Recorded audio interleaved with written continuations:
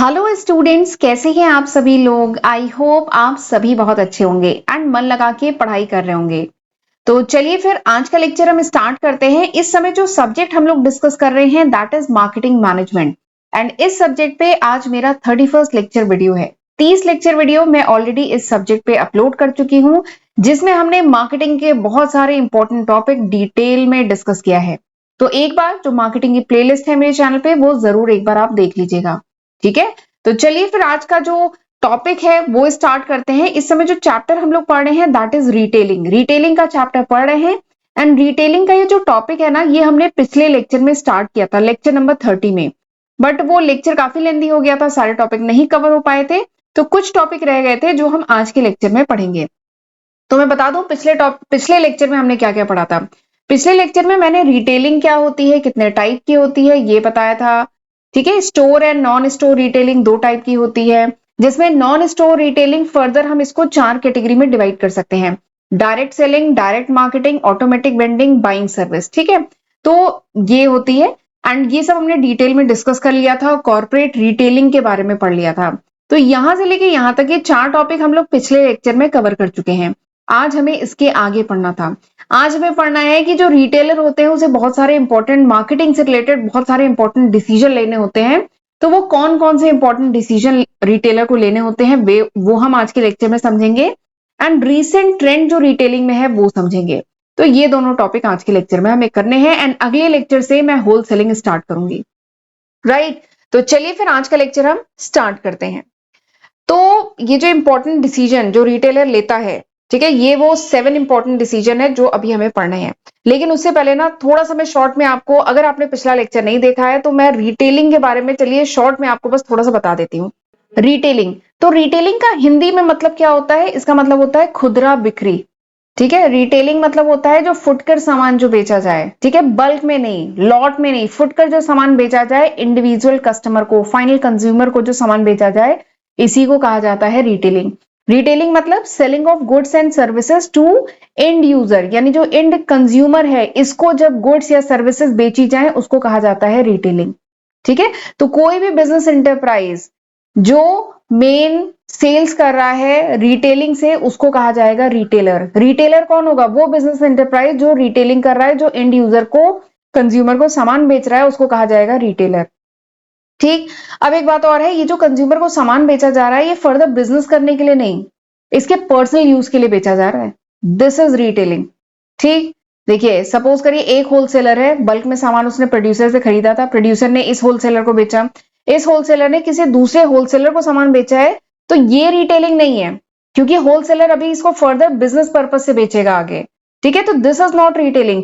जो कंज्यूमर को सामान बेचा जाए, जो एंड यूजर जो है, फाइनल यूजर कंज्यूमर है, उसको पर्सनल यूज के लिए जब सामान बेचा जाए इंडिविजुअल कंज्यूमर को, तो उसको कहा जाता है रिटेलिंग। ठीक है, तो ये कॉन्सेप्ट मैंने डिटेल में बताया था।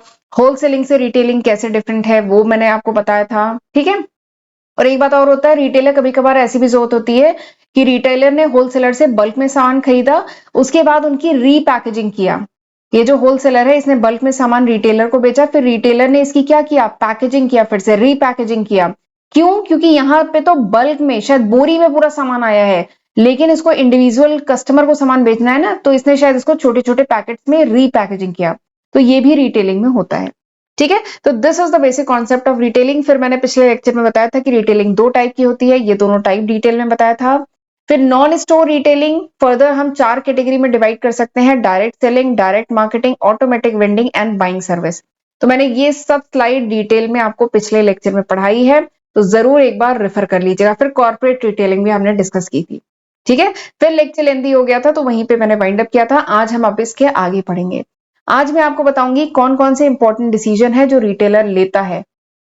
ठीक है, तो ये 7 इंपॉर्टेंट डिसीजन है जो रिटेलर को लेना होता है। 7 इंपॉर्टेंट मार्केटिंग डिसीजन है।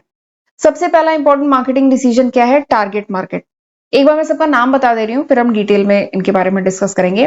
पहला है टारगेट मार्केट, दूसरा क्या है, प्रोडक्ट असोर्टमेंट एंड प्रोक्यूरमेंट, तीसरा है सर्विस एंड स्टोर एटमॉस्फेयर, चौथा क्या है, लोकेशन डिसीजन, पांचवा क्या है, कम्युनिकेशन डिसीजन, छठा क्या है, price decision and seventh is store activity and experience. तो ये 7 इंपॉर्टेंट मार्केटिंग डिसीजन है जो किसी भी रिटेलर को लेने होते हैं। ठीक है, तो चलिए इनको डिटेल में पढ़ते हैं। सबसे पहला जो इंपॉर्टेंट डिसीजन है that is market, target market. सबसे पहला इंपॉर्टेंट डिसीजन क्या है? Target market. तो ये एक बहुत इंपॉर्टेंट डिसीजन है टारगेट मार्केट, यानी ये जो रिटेलर है ये इसका टारगेट मार्केट क्या है, यानी किस मार्केट को ये फोकस कर रहा है, किस एज ग्रुप के प्रोडक्ट ये रख रहा है। ठीक है, इसका मार्केट क्या है। और एक बात है कि ये जो टारगेट मार्केट का डिसीजन है, जब तक नहीं इस रिटेलर ने जब तक अपना मार्केट नहीं डिसाइड किया है कि किस मार्केट के लिए बेसिकली ये सामान बेचेगा, किस मार्केट को बेचेगा, जब तक ये रिटेलर ये नहीं डिसाइड करेगा ना, तब तक रिटेलर जो है वो ये नहीं डिसाइड कर पाएगा कि उसे कौन कौन से प्रोडक्ट रखने हैं, कितनी वैरायटी रखनी है प्रोडक्ट की, स्टोर का डेकोर वो कैसा रखेगा, जो एडवर्टाइजिंग का मैसेज डिसाइड करेगा वो कैसा रखेगा, कौन सा मीडिया यूज करेगा प्रोडक्ट सेल करने के लिए, प्रोडक्ट का एडवर्टाइजमेंट करने के लिए, सर्विस लेवल कैसा रखेगा, प्राइसिंग कैसी रखेगा, वो ये सब नहीं डिसाइड कर पाएगा जब तक उसने अपना टारगेट मार्केट नहीं डिसाइड किया है। ठीक है, क्योंकि टारगेट मार्केट के ही बेसिस पे ये सारे डिसीजन लिए जाएंगे। ठीक है, तो टारगेट मार्केट ये पहला और बहुत इंपॉर्टेंट डिसीजन है, क्योंकि बाकी सारे डिसीजन ना इसी पे डिपेंड करते हैं। जैसा मार्केट ये डिसाइड करेगा उसके अकॉर्डिंग फिर ये सारे डिसीजन लिए जाएंगे। तो सबसे पहला इंपॉर्टेंट डिसीजन जो रिटेलर लेता है वो है टारगेट मार्केट, यानी किस मार्केट के लिए बेसिकली फोकस कर रहा है। ठीक है, किस मार्केट के लिए ये प्रोडक्ट बेसिकली सेल करेगा। ठीक, दूसरा जो इंपॉर्टेंट डिसीजन रिटेलर लेता है वो क्या है? Product assortment. असोर्टमेंट मतलब होता है कैटेगरी, वैरायटी। ठीक है, तो रिटेलर को ये भी डिसाइड करना है कि वो प्रोडक्ट असोर्टमेंट क्या रखेगा, मतलब कितनी नंबर ऑफ कैटेगरी रखेगा। देखिए वैरायटी तो बहुत सारी है, किसी भी प्रोडक्ट की बात करें, चाहे ग्रोसरी के प्रोडक्ट की बात करें या कोई मेडिसिन की बात करें, मेडिसिन की जो शॉप होती है, किसी भी चीज की आप बात करें, चाहे क्लोथिंग की बात करें, तो वैरायटी तो बहुत है। रिटेलर को देखना है कि वो कितनी वैरायटी, उसकी ब्रेड्थ क्या रखेगा। ठीक है, नंबर ऑफ कैटेगरी क्या रखेगा, प्रोडक्ट लाइन क्या रखेगा, डेप्थ क्या रखेगा, एक पर्टिकुलर कैटेगरी में कितने वेरिएंट रखेगा, तो ये रिटेलर को डिसाइड करना होता है। तो ये भी एक बहुत इंपॉर्टेंट मार्केटिंग डिसीजन है। आपने नोटिस किया होगा कुछ शॉप बहुत ही स्पेशलाइज होती हैं। ठीक है, कुछ शॉप देखिए, कुछ शॉप्स होती हैं जहां पे स्टेशनरी का सारा आइटम मिल जाएगा। ठीक है, बट कुछ शॉप्स होती है बहुत स्पेशलाइज होती है, वहां पे केवल गिफ्ट आइटम मिलेंगे। ठीक, तो उन्होंने क्या हुआ, गिफ्ट आइटम में ही बहुत ज्यादा वैरायटी वो रख रहे हैं, जबकि गिफ्ट आइटम और भी शॉप्स रखती है लेकिन वो वहां पे उतनी वैरायटी नहीं मिलेगी। तो ये रिटेलर को डिसाइड करना होता है कि वो प्रोडक्ट असॉर्टमेंट क्या रखेगा, किस प्रोडक्ट, किसी स्पेशल प्रोडक्ट में ही ज्यादा फोकस करेगा, उसी की ज्यादा कैटेगरी रखेगा, कि थोड़े थोड़े सारे प्रोडक्ट रखेगा। तो वही बेसिकली रिटेलर को डिसाइड करना होता है। ये जो असॉर्टमेंट की ब्रेड्थ है ये रिटेलर जो है नैरो भी रख सकता है, यानी कुछ ही प्रोडक्ट कैटेगरी रखे, ऐसा भी कर सकता है, या फिर ब्रॉड प्रोडक्ट कैटेगरी, यानी मतलब किसी भी प्रोडक्ट में बहुत सारी वैरायटी रखे, तो ये भी कर सकता है। तो ये बेसिकली रिटेलर को डिसाइड करना होता है बाकी इंपॉर्टेंट फैक्टर्स को ध्यान में रख के। ठीक, तो ये दूसरा इंपॉर्टेंट डिसीजन है। तीसरा जो इंपॉर्टेंट डिसीजन है that is product procurement. Product procurement मतलब एक बार रिटेलर ने ये डिसाइड कर लिया कि उसकी असॉर्टमेंट स्ट्रेटेजी क्या होगी, यानी कितनी वैरायटी रखेगा, क्या प्रोडक्ट लाइन होगी, एक बार उसने ये डिसाइड कर लिया, अब इसके बाद रिटेलर को डिसाइड करना होता है कि उसका सोर्स क्या होगा, यानी वो प्रोडक्ट उठाएगा कहां से लाएगा प्रोडक्ट, उसकी पॉलिसी क्या होगी, प्रैक्टिसेस क्या यूज करेगा। ठीक है, जैसे अगर हमने यहाँ पे ग्रेटर नोएडा या नोएडा में अगर कोई शॉप लगानी है, ठीक है, तो हम ये इसका जो सप्लाई है वो लेंगे कहां से, हमारा सप्लायर कौन सा होगा, दिल्ली में किस जगह से हम सप्लाई लेंगे। ठीक है, तो ये क्या है, प्रोडक्ट प्रोक्यूरमेंट, हम लाएंगे कहां से प्रोडक्ट, और उसकी पॉलिसी क्या रहेगी, प्रैक्टिसेस क्या रहेगी, कितने समय में हम सामान लेके आएंगे, तो वो सब रिटेलर को डिसाइड करना होता है। ठीक, अगला जो चौथा डिसीजन है दैट इज प्राइस डिसीजन। तो प्राइस तो बहुत इंपॉर्टेंट है, प्राइस तो बहुत इंपॉर्टेंट फैक्टर है। ठीक है, एंड प्राइस डिसीजन लिया जाता है बहुत सारी बातों को ध्यान में रख के। रिटेलर अपने सामान को किस प्राइस पे फाइनल कंज्यूमर को बेचेगा, रिटेलर जो है सामान किस फाइनल प्राइस पे कंज्यूमर को बेचेगा, ये एक बहुत इंपॉर्टेंट डिसीजन है। एंड ये जो डिसीजन है ना बहुत सारे फैक्टर्स पे डिपेंड करता है। ये डिसीजन इस बात पे डिपेंड करता है कि टारगेट मार्केट क्या है। ठीक है, टारगेट मार्केट क्या है, यानी जो रिटेलर है बेसिकली सोसाइटी के किस सेक्शन को सामान बेच रहा है। ठीक है, मार्केट कौन सा है उस पर डिपेंड करता है, प्लस प्रोडक्ट या सर्विस असॉर्टमेंट मिक्स, यानी कितनी वैरायटी ऑफ प्रोडक्ट इसने रखा है, किस टाइप के प्रोडक्ट रखा है, प्लस मार्केट में कंपटीशन कितना है। ठीक है, अगर मार्केट में कंपटीशन बहुत हाई है और इसने अपनी प्राइस भी बहुत हाई रख ली, तो क्या होगा, सामान बिकेगा क्या, नहीं बिकेगा ना। तो ये प्राइस डिसीजन बहुत ही क्रिटिकल क्रूशियल डिसीजन है किसी भी रिटेलर के लिए। देखिए हर रिटेलर चाहता है, क्या चाहता है कि उसका ज्यादा से ज्यादा वॉल्यूम हो, यानी ज्यादा से ज्यादा सामान बिके, वॉल्यूम ज्यादा हो, सामान ज्यादा बिके, टर्नओवर ज्यादा हो, वो बार बार सामान लेके आए, सेल हो जाए, तो टर्नओवर ज्यादा हो, हर रिटेलर चाहता है, ठीक है। एंड उसका हाई ग्रॉस मार्जिन हो। ग्रॉस मार्जिन मतलब कि जिस प्राइस पे वो लेके आ रहा है और जिस प्राइस पे वो बेच रहा है, यानी जो इसको कॉस्ट पड़ रही है एंड जो इसको जितने पे ये सेल कर रहा है, उसके बीच में डिफरेंस अच्छा खासा हो, यानी मार्जिन उसको अच्छा मिल रहा हो, ठीक है। हर रिटेलर चाहता है कि सामान भी खूब बिके, हाई वॉल्यूम हो। एक बार मैं स्क्रीन को क्लियर कर रही हूँ। तो हर रिटेलर चाहता है कि वॉल्यूम भी हाई हो, यानी सामान भी खूब बिके और इसका मार्जिन भी अच्छा खासा हो, हर रिटेलर चाहता है। लेकिन क्या दोनों चीजें हो पाती हैं? आपने नोटिस किया होगा, या तो low markup and high volume. Low markup यानी मार्जिन कम। अगर रिटेलर थोड़ा सा सस्ता करके मार्जिन कम रखता है तो क्या होता है, हायर वॉल्यूम, यानी सामान खूब बिकता है। आपने वो सुना होगा ईडीएलपी कॉन्सेप्ट, एवरीडे लो प्राइस। बहुत सारे बड़े बड़े रिटेल चेन ये पॉलिसी फॉलो करते हैं, एवरीडे लो प्राइस, ठीक है। बिग बाजार और इस टाइप के वहां पे क्या होता है, वॉल्यूम बहुत हाई होता है, बहुत सामान बिकता है, बट इनका मार्कअप क्या है, बहुत कम है। जैसे डी मार्ट वगैरह की बात करें तो वॉल्यूम बहुत ज्यादा होता है, बहुत सामान बिकता है, लेकिन इनका मार्कअप क्या है, काफी लो है, ठीक है। तो इनको प्रॉफिट पे अल्टीमेटली हो जाता है। बट कुछ शॉप्स होती हैं, कुछ रिटेलर होते हैं, वो क्या करते हैं, हाई मार्कअप रखते हैं, यानी इनका मार्जिन ज्यादा होता है। तो यहाँ पे सामान क्या होता है, लोअर वॉल्यूम होता है, इनका वॉल्यूम कम होता है, सामान कम बिक रहा है, लेकिन इनका मार्जिन हाई होता है। तो कुल मिला के या तो रिटेलर ये स्ट्रेटेजी फॉलो कर ले या ये स्ट्रेटेजी फॉलो कर ले, दोनों ही स्ट्रेटेजी अच्छी है, ठीक है। लो मार्कअप यानी मार्जिन कम रखे तो सामान ज्यादा बिकेगा, या मार्जिन ज्यादा रखेंगे तो सामान कम बिकेगा, दोनों में प्रॉफिट होता है। बट रिटेलर को डिसाइड करना है कि कौन सी स्ट्रेटजी रिटेलर फॉलो करेगा, ठीक है। अगला जो इंपॉर्टेंट डिसीजन रिटेलर को लेना होता है वो है सर्विस एंड स्टोर एटमॉस्फेयर, यानी किस टाइप की सर्विस वो अपने स्टोर में प्रोवाइड करेगा, स्टोर का एटमॉस्फेयर किस तरीके का होगा, ये भी रिटेलर को डिसाइड करना होता है। एंड ये एक बहुत इंपॉर्टेंट टूल है जिसके बेसिस पे एक शॉप दूसरे शॉप से डिफ्रेंशिएट होती है, ठीक है। क्यों हमारा मन करता है कि यहां से शॉपिंग करें, यहां से ना करें, दूसरी जगह से ना करें, क्यों मन करता है? क्योंकि शायद वहां का एटमॉस्फेयर ऐसा है, उस स्टोर का एटमॉस्फेयर इतना अच्छा है कि वहां जाके अच्छा फील होता है, वहां पे सर्विसेज बहुत अच्छी हैं, ठीक है, कोई प्रॉब्लम नहीं होती है, हेसल फ्री सर्विस है, तो हम शायद यहां से शॉपिंग करना ज्यादा पसंद करते हैं। दोनों जगह पे प्रोडक्ट सेम है, बट हमें शायद यहां से शॉपिंग करना ज्यादा पसंद है, हम यहां नहीं पसंद करते। क्यों? क्योंकि वहां पे एटमॉस्फेयर ऐसा है, ठीक है। और ये जो स्टोर एटमॉस्फेयर एंड सर्विसेज है ना, ये एक बहुत इंपॉर्टेंट फैक्टर है जो एक स्टोर को दूसरे स्टोर से डिफरेंशिएट करते हैं। तो रिटेलर को डिसाइड करना होगा कि कौन कौन सी सर्विसेज रिटेलर प्रोवाइड कर सकता है कस्टमर को, कैसा एटमॉस्फेयर रखना चाहिए, तो ये भी एक इंपॉर्टेंट डिसीजन है। जैसे बात करें प्री परचेज सर्विस, रिटेलर जो है बहुत सारी प्री परचेज सर्विसेज भी कस्टमर को प्रोवाइड कर सकता है। प्री परचेज सर्विस मतलब परचेज करने के पहले की सर्विस। जैसे आपने नोटिस किया होगा, जैसे आप मॉल वगैरह में जाएंगे तो शोरूम जो होते हैं वहां पे विंडोज पे बहुत बढ़िया नहीं डिस्प्ले में मॉडल्स लगी होती है, उन्होंने बहुत बड़े क्लोथिंग वगैरह पहने होते हैं, या अगर कुछ भी, जैसे नहीं किसी भी प्रोडक्ट में जो विंडो शॉपिंग जो विंडो पे लगा रहता है डिस्प्ले में, वो किस टाइप का है, प्लस इंटीरियर का डिस्प्ले कैसा है, वो जो रूम है, जो भी स्टोर है उसका वहां पे फिटिंग रूम कैसा है, उस स्टोर का शॉपिंग आवर कैसा है। तो ये सब क्या है, प्री परचेज सर्विस, यानी परचेज करने से पहले हमें क्या क्या सर्विस मिल रही है, ठीक है, प्रोडक्ट हमें किस तरीके से दिखाए जा रहे हैं। तो ये सब हो गया pre purchase service. Post purchase service मतलब होता है सामान हमने खरीद लिया, उसके बाद उसकी शिपिंग कैसे हो रही है, वो प्रोडक्ट अगर हैवी प्रोडक्ट है तो वो हमें कैसे डिलीवर किया जा रहा है, उसकी गिफ्ट रैपिंग वगैरह कैसे हो रही है, और अगर सपोज करिए हमें कुछ रिटर्न वगैरह करना पड़ गया तो वो रिटर्न का एडजस्टमेंट वगैरह कैसे हो रहा है। अगर कोई कपड़े वगैरह हमने खरीदे हैं तो उसका ऑल्टरेशन या टेलरिंग कैसे हो रही है। कोई एसी वगैरह या कोई वैसा प्रोडक्ट हमने खरीदा है तो उसका इंस्टॉलेशन वगैरह कैसे किया जा रहा है।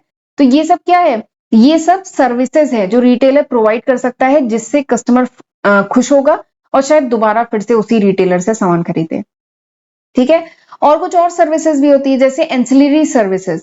जैसे इसमें एंसिलरी सर्विसेज में आती है जर्नल इंफॉर्मेशन, यानी कस्टमर जब उस रिटेलर की शॉप पर गया तो उसको क्या प्रोडक्ट के बारे में प्रॉपर इंफॉर्मेशन दी जा रही थी, या शायद अगर कोई रेस्टोरेंट वगैरह है, कोई सर्विस है, सर्विस दी जा रही है, जैसे कोई होटल ही है तो वहां पे पार्किंग की फैसिलिटी कैसा है, रेस्टोरेंट वगैरह क्या है, रिपेयर मेंटेनेंस की चीजें कैसी है, क्रेडिट पे क्या सामान मिल पा रहा है, रेस्ट रूम कैसा है वहां का, ठीक है, आप रेस्टोरेंट वगैरह में जाते हैं तो देखते हैं ना, वहां का वॉशरूम वगैरह भी ठीक होना चाहिए।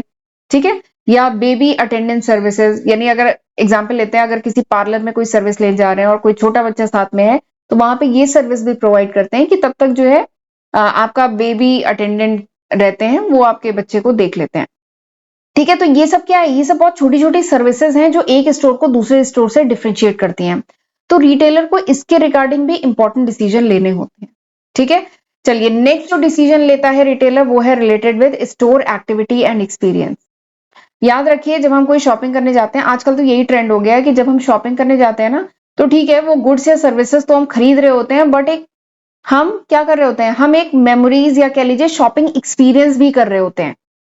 वही होता है ना, हमें कुछ जगह से शॉपिंग करना पसंद है, जबकि वही सामान यही दूसरी जगह सेम प्रोडक्ट ए जगह पे भी मिल रहा है, बी जगह पे भी मिल रहा है, पर शायद हम ए जगह जो वाला प्रोडक्ट है वो खरीदेंगे, क्योंकि वहां पे एक्सपीरियंस बहुत अच्छा है, शॉपिंग एक्सपीरियंस बहुत अच्छा है, स्टोर एक्टिविटीज बहुत हैं, तो शायद हम यहां से सामान खरीदेंगे।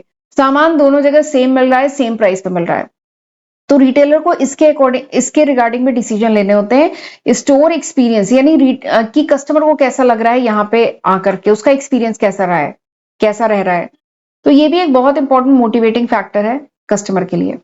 अगला जो इंपॉर्टेंट डिसीजन रिटेलर को लेना होता है, ये यहाँ पे मैंने 7th नंबर पे लिखा है, लेकिन ये बहुत इंपॉर्टेंट डिसीजन है। काफी रिटेलर से जब पूछा गया कि थ्री कीज ऑफ सक्सेस, यानी रिटेलिंग में अगर आप सक्सेसफुल होना चाहते हैं तो 3 सक्सेस फॉर्मूला बताइए। तो बहुत सारे रिटेलर पता है क्या बोलते हैं, लोकेशन लोकेशन लोकेशन, यानी लोकेशन इतना इंपॉर्टेंट है। कुछ पर्टिकुलर टाइप की शॉप्स होती है जिनमें लोकेशन बहुत ज्यादा मैटर करता है। आप गली में जाके कोई आपको सामान खरीदना, आप गली में जाके सामान नहीं खरीदेंगे, मेन रोड पे जो आपको शॉप मिल गया आप वहीं से सामान खरीद लेंगे। ठीक है, इसका बहुत बढ़िया एग्जांपल है डिपार्टमेंटल स्टोर वगैरह है। डिपार्टमेंटल स्टोर, चाहे आप मेन रोड पे किसी डिपार्टमेंटल स्टोर से सामान खरीदेंगे, वो भी उसी प्राइस पे वही प्रोडक्ट मिलेगा, और गली में एक अंदर एक शॉप है वहां पे भी वही प्रोडक्ट उसी प्राइस पे मिलेगा। तो आप मेन रोड वाले प्रोडक्ट, मेन रोड पे जो शॉप है उससे खरीदेंगे ना, आप कहाँ गली में अंदर जाएंगे। तो वही है, लोकेशन बहुत मैटर करती है। ऐसे ही पेट्रोल पंप भी होते हैं, एकदम मेन रोड पे होते हैं, सही लोकेशन पे होते हैं, कहीं गली में अंदर पेट्रोल पंप आपको नहीं मिलेगा। ठीक है, फास्ट फूड की फ्रेंचाइजी की अगर बात करें, तो फास्ट फूड भी ऐसी जगहों पे होते हैं जहां पे क्राउड वगैरह है, क्योंकि कहीं गली में जाके अंदर कोई फास्ट फूड, अनटिल अनलेस वो बहुत पॉपुलर ना हो, लोग नहीं जाते हैं, नहीं जाना प्रेफर करते हैं। ठीक है, तो लोकेशन, रिटेलिंग में लोकेशन की बहुत ज्यादा इंपॉर्टेंस है। ये पॉइंट मैंने पीछे लिखा है, लेकिन आप इसको आगे लिखिएगा। ठीक है, अगला जो इंपॉर्टेंट डिसीजन है रिटेलर को लेना होता है, वो है कम्युनिकेशन डिसीजन। यानी रिटेलर अपने शॉप के बारे में, रिटेलिंग के बारे में कैसे कम्युनिकेट करेगा। तो बहुत सारे कम्युनिकेशन टूल हैं जो रिटेलर यूज कर सकता है ताकि वो ट्रैफिक जनरेट कर सके। ठीक है, रिटेलर जो है एड वगैरह प्लेस कर सकता है। ठीक है, कि वो स्पेशल सेल कर रहा है, डिस्काउंट वगैरह कर रहा है, तो एड रन कर सकता है, या कुछ कूपन्स वगैरह इशू कर सकता है, मनी सेविंग कूपन इशू कर सकता है, या जो फ्रिक्वेंट शॉपर्स हैं उनके लिए रिवॉर्ड प्रोग्राम चला सकता है, यानी जो लोग अधिकतर फ्रिक्वेंट शॉपिंग करते रहते हैं उसी शॉप से, उनके लिए रिवॉर्ड प्रोग्राम कर सकता है। ठीक है, तो ये बहुत सारे इंपॉर्टेंट कह लीजिए मार्केटिंग के, कम्युनिकेशन के टूल है जिनको रिटेलर यूज कर सकता है और अपनी शॉप पे ट्रैफिक ला सकता है। ठीक है, लोगों को मोटिवेट कर सकता है कि वो यहां से शॉपिंग करें। ठीक, तो ये कुछ इंपॉर्टेंट 8 डिसीजन थे जो रिटेलर को मार्केटिंग के रिगार्डिंग लेना होता है। ठीक, एंड ये एग्जाम में बहुत पूछा जाता है, अलग अलग तरीके से पूछा जाएगा, केस स्टडीज में ये आ सकता है, अलग अलग तरीके से पूछा जाएगा, तो ये 8 पॉइंट आप ध्यान में रखिएगा। राइट, चलिए आगे बढ़ते हैं। अब मैं आपको बताती हूँ रीसेंट ट्रेंड इन रिटेलिंग। रिटेलिंग में रीसेंट ट्रेंड क्या है। तो सबसे पहला और इंपॉर्टेंट जो रीसेंट ट्रेंड जो देखने में आया रिटेलिंग में, वो क्या है कि new retail forms and combination, यानी रिटेलिंग का थोड़ा फॉर्म चेंज हो गया ना।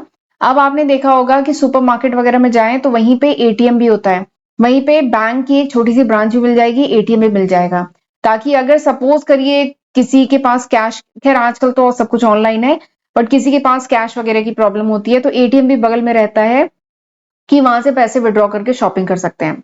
उसके साथ ही कोई कॉफी शॉप भी रहती है, पास में ही रहता है, कोई बेबी सिटिंग का जो फैसिलिटी है वो भी पास में रहता है।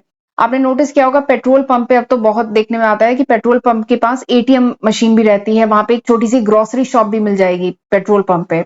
ठीक है, फूड प्लाजाज होते हैं, ठीक है, रेस्ट रूम्स होते हैं पेट्रोल पंप पे। तो ये क्या है, रिटेलिंग का एक नया फॉर्म देखने में आया है।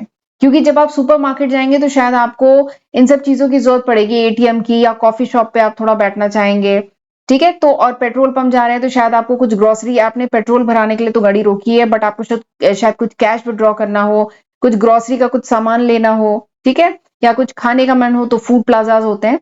तो रिटेलिंग का थोड़ा सा फॉर्म चेंज हुआ है, कुछ चीजों को जो साथ में यूज की जाती है इनको कंबाइन किया जा रहा है, और अब ये बहुत देखने में आया है।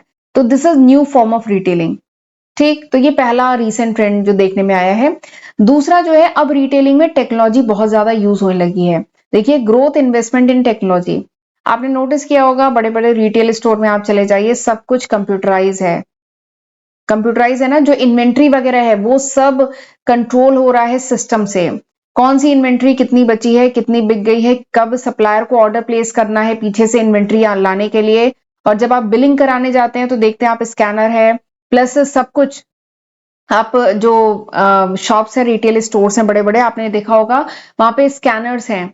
बिलिंग बहुत अब फास्ट होने लगी है, सब कुछ ऑटोमेटिक सिस्टम है, आप सर्विलेंस कैमरा के अंडर में होते हैं, ठीक है। तो ये क्या है, टेक्नोलॉजी अब रिटेलिंग में बहुत ज्यादा यूज होने लगी है, जबकि पहले ऐसा नहीं था, इतना ज्यादा सब कुछ कंप्यूटराइज नहीं था। ठीक, तो ये अब ट्रेंड देखने को आया है।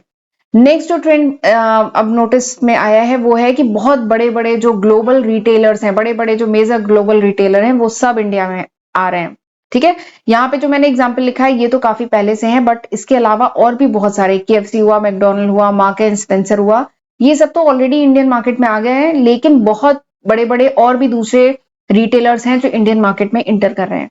तो ये भी रिसेंट ट्रेंड देखने में आया है।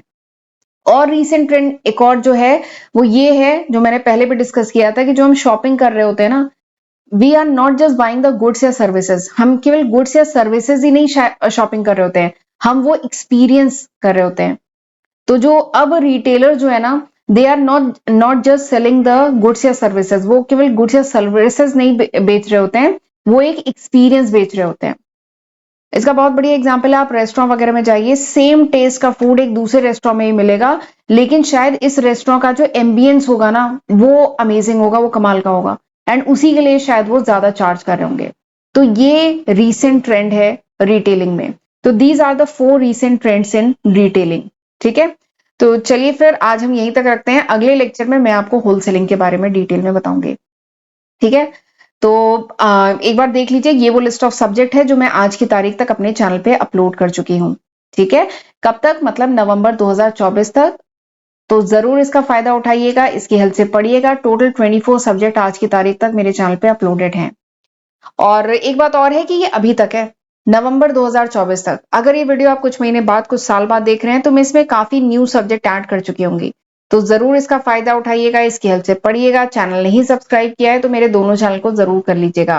नोट्स चाहिए तो you can download my application from Google play store. And अगर आप मुझसे कनेक्ट करना चाहते हैं, कुछ कंसल्टेशन, कुछ गाइडेंस चाहिए, तो आप मुझसे वीडियो कॉल पे मेरी एप्लीकेशन के थ्रू कांटेक्ट कर सकते हैं। आपको डिटेल डिस्क्रिप्शन में मिल जाएगा, ठीक है। एंड वीडियो को जरूर लाइक कर लिया करिए, इससे हमें बहुत मोटिवेशन मिलता है। एंड कमेंट करके बताइएगा कि लेक्चर कैसा था, एंड वीडियो को शेयर भी जरूर किया करिए। तो चलिए मिलते हैं अगले लेक्चर में। अगले लेक्चर में मैं पढ़ाऊंगी होलसेलिंग, लेक्चर नंबर 32, ठीक। तो मिलते हैं अगले लेक्चर वीडियो में, तब तक अपना ध्यान रखिएगा। God bless you.